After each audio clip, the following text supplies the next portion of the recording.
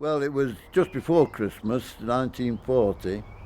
I was on the night shift, and there used to be warning lights when the planes came over. Sometimes they'd come over, and the the Germans had a very clever system of identifying targets.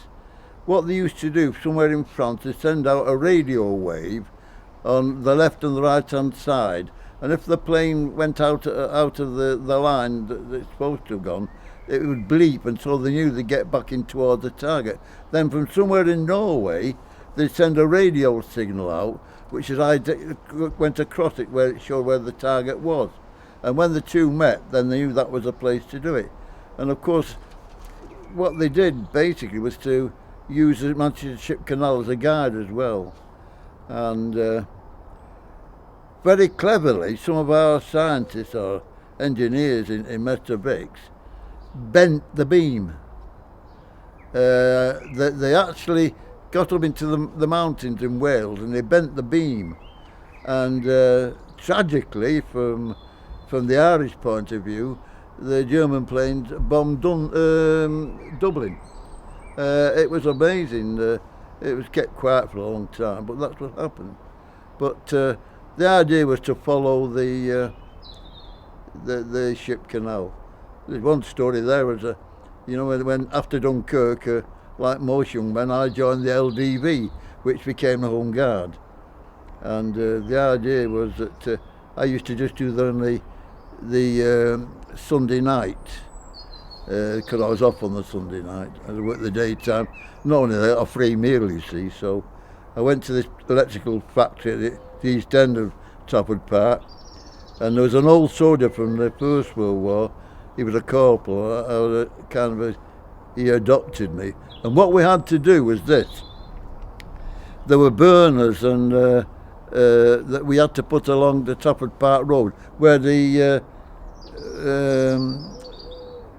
museum is now, the Imperial War Museum is now.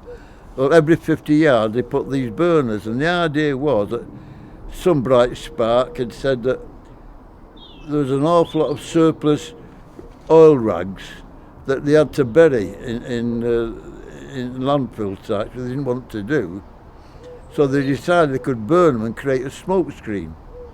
So they had concrete boxes built along the side next to these burners, and wooden ones. In the wooden ones was the newspaper and bits of wood to start a fire, and matches sealed up, and then the oily rags, the firms would drop the oily rags off into the concrete bunkers.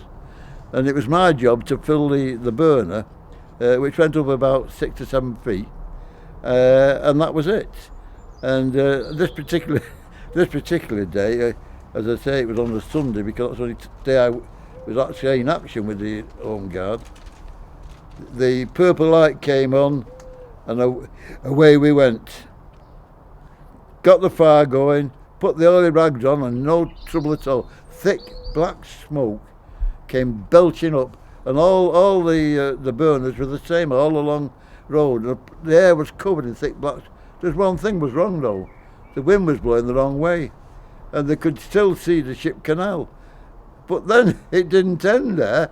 It didn't end there, because Monday morning was washing day in Davyhulme and Furswood, and as we hung out the washing, all the thick black smoke came down, and there was a protest march to the town hall. So, yeah, that was one exciting thing there.